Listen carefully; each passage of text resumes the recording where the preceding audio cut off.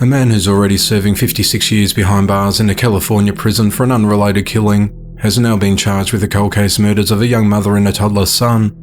The events unfolded at just before 3:30 a.m. on the 28th of October 1994, when a newspaper delivery person contacted the authorities after discovering a woman's lifeless body at the end of a dead-end road in a remote street located in South 55th Street in Renton, Washington.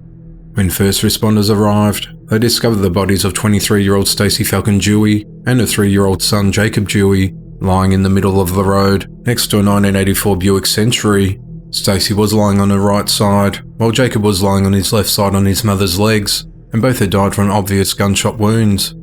Investigators recovered 5 38mm bullet casings from the scene, 3 near the bodies and 2 inside the car. An autopsy determined the deaths to be homicides. Stacey's cause of death was a gunshot wound to the back of the head. She was also shot in her left arm and her left shoulder. She also had 3 lacerations to her head from blunt force trauma, as well as bruising and linear abrasions on her neck. Jacob was shot twice in the head, once from close range. Evidence at the scene suggested there was a struggle both inside and outside of the car. Her keys had been dropped in between the driver's side and the door, and her purse had been opened and the contents strewn about the car. Items that had been thrown out of the passenger side door onto the street included shoes, a cigarette packet, a car mat, and her sunglasses. There was also buttons found that had been ripped off a shirt, and circular sections of 2-inch light brown packaging tape that were found shaped in a manner consistent with use as a binding. The investigators concluded that the attacker bound and beat Stacey, orally raped her, and likely shot her son to death in front of her before killing her. The gun used in the murders was never recovered. On the same night just before they were murdered, Stacey collected Jacob from a friend's apartment. She was babysitting for at the Kenton Ridge apartment complex in Kent, where Stacey and Jacob once lived, which is less than 5 miles from where they were murdered. It was said that Stacey picked Jacob up between 1:20 a.m. and 2 a.m. Despite an extensive investigation at the time, a suspect couldn't be found and the case went cold. In 2001, with advances in DNA technology and genetic testing, police sent several pieces of evidence collected from the crime scene to the state lab for testing. The evidence included fingernail clippings and oral swabs of foreign bodily fluid obtained during Stacey's autopsy. In 2002, a DNA profile was developed and an initial connection to a man named Jerome Frank Jones was established. He was serving a 56-year sentence in a California prison for murder in March of 1995, but was to become eligible for parole in March of 2030.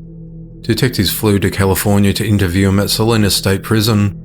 He said that he lived in the Kent-Auburn area in 1994 and 1995, but when shown a photo of Stacey, he repeatedly denied ever meeting her or having anything to do with her. Investigators later questioned the apartment manager of the Kenton Ridge apartment complex and confirmed Jerome lived there in 1993 and 1994. None of Stacey's friends or acquaintances ever mentioned seeing him or an unidentified man on the morning or evening of Stacey or Jacob's death. A convenience store clerk in the area reported seeing Stacey with an unidentified man at just before 1:20 a.m. on the morning of the murder, but this was before she was due to pick up Jacob. In December of 2021, with improvements in DNA technology, the authorities resubmitted previously sent evidence, as well as submitting further items for testing from the crime scene. One of the items sent was a jacket that Jacob wore on the night he was murdered. They had a white stain on the sleeve. A DNA profile from the stain was developed and came back a match to Jerome. In addition, the prior DNA match from the CODIS DNA database from the oral swabs and fingernail clippings from Stacey was confirmed with a DNA sample obtained from Jerome. On the 15th of February 2022, the 51-year-old was charged with aggravated murder of Stacey and Jacob and now faces a possibility of life in prison without parole.